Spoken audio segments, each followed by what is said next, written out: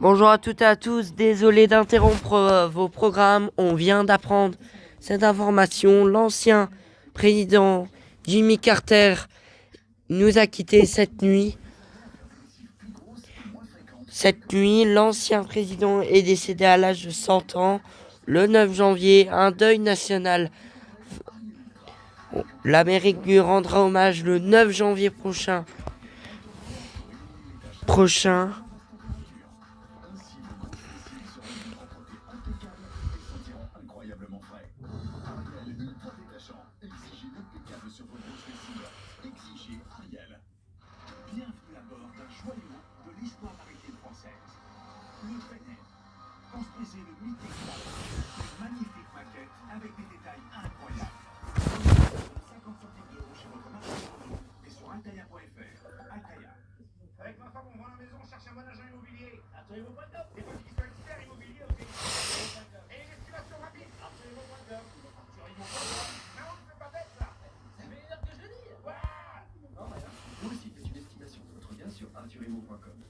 Message utile. Il paraît qu'exercer un métier qui a du sens libère des endorphines, ce qui prolongera l'espérance de vie de 50 ans. Vivez plus longtemps. Rendez-vous utile. En ce moment, plus de 53 000 entreprises de la cohésion sociale recrutent avec ou sans diplôme. Rendez-vous sur lacohésionsocialerecrute.fr. Et samedi, Marguerite a été éliminée en essai unique, qui a été sauvée encore une fois. Alléchant en perspective, puisque dans un instant, nous irons dans les Ardennes, nous irons déguster une dinde pas tout à fait comme les autres. Et puis, Bobtian, vous faites peut-être partie de ceux qui ne veulent pas fêter le passage à la nouvelle année. C'est pas grave, vous avez le droit, c'est ce que vous dira Benjamin Muller dans un instant, mercredi. Et puis, on va chanter sur le plateau de Bonjour. Vous avez le droit aussi, vous, là, derrière votre poste de télé, de nous accompagner.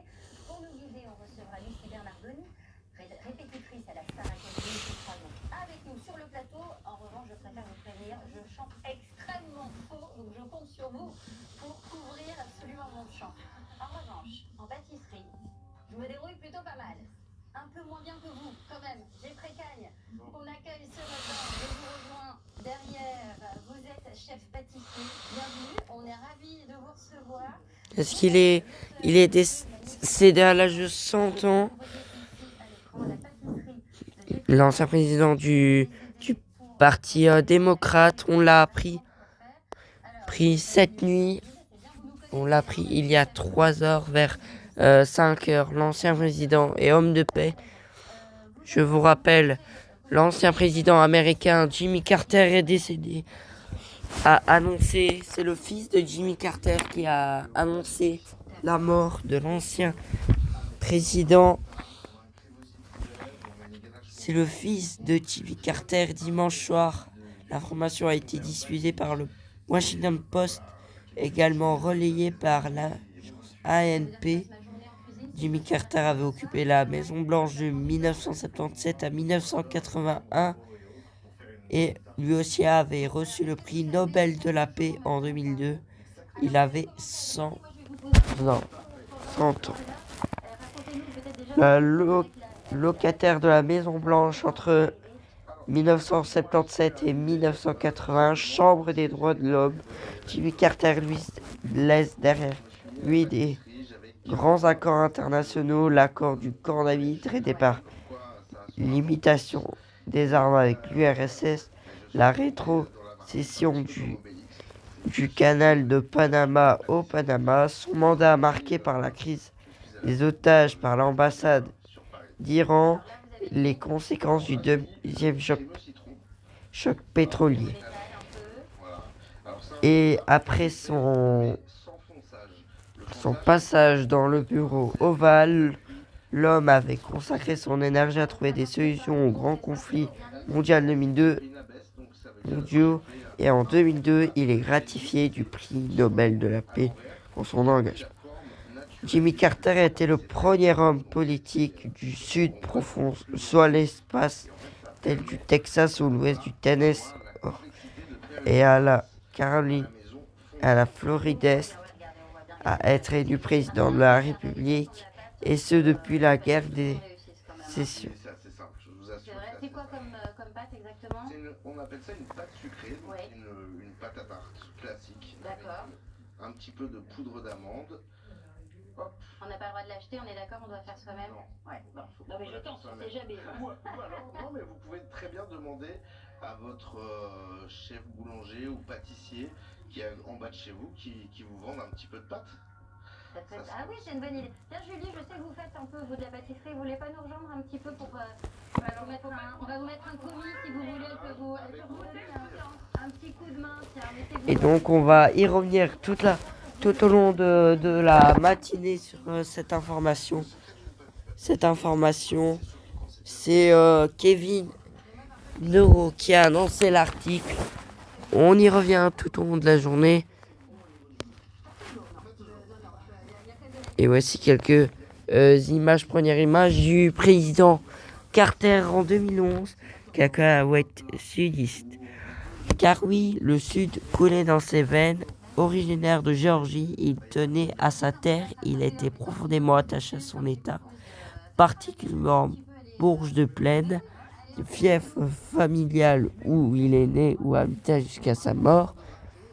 Une très petite île, même pas de 800 habitants, d'où le président ayant le plus fort rapport à la terre.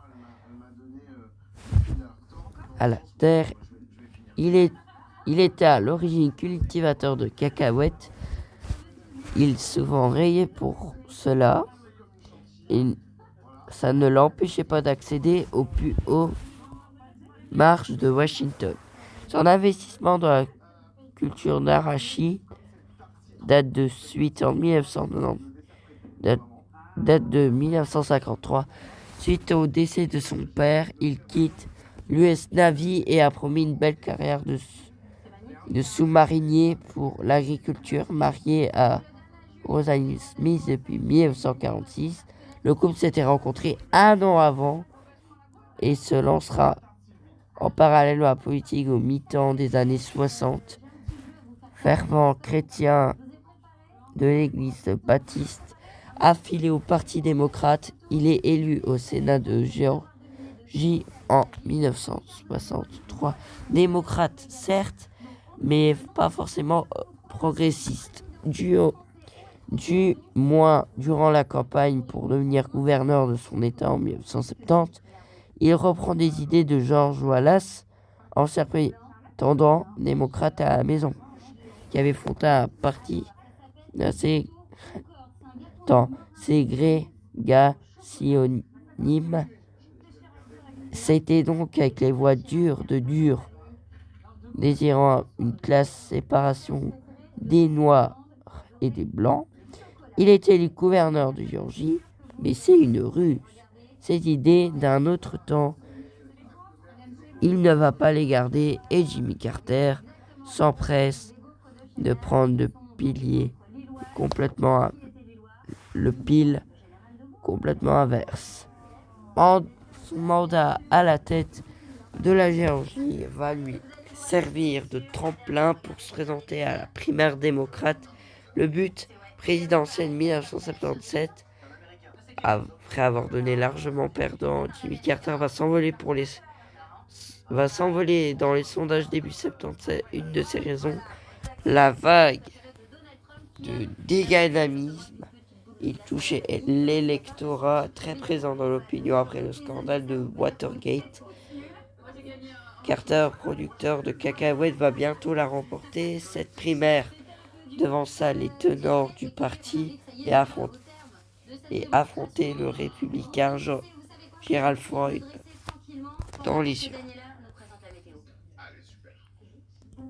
Il y avait quand même scrutin serré avec 50,1% du vote populaire contre 48%, presque 1% pour le candidat indépendant Eugene McCarthy. Et évidemment, une majorité des grands électeurs élus 39e président des États-Unis. Il fera uniquement 4 ans que Carter marquera principalement par sa politique internationale des grands accords avec la Russie pour le Proche-Orient. Proche-Orient, une politique volontaire, mais aussi une crise énorme. Celle de l'Iran, les affaires des otages américains retenus à l'ambassade de Téhéran, qui lui coûtera certainement sa défaite à la présidentielle de 81. Il sera sérieusement battu par Ronald Reagan. Nous y reviendrons. Et le journal, c'est avec vous, Garance Pardigon. Et cette question, plus de 2 semaines après le passage du cyclone Chido, comment reconstruire Mayotte? François Bayrou et 5 de ses ministres sont sur place aujourd'hui pour tenter de répondre à cette question. Et vous voyez qu'après un collège, ils sont allés dans le seul hôpital de Mayotte qui est en partie détruit après le passage de ce cyclone. Et je vous rappelle une nouvelle édition spéciale tout à l'heure à 13h. On se voit tout à l'heure et on se laisse tout de suite avec le nouveau générique qu'on vous dévoile en exclusivité. Les décisions nécessaires. Alors vous dites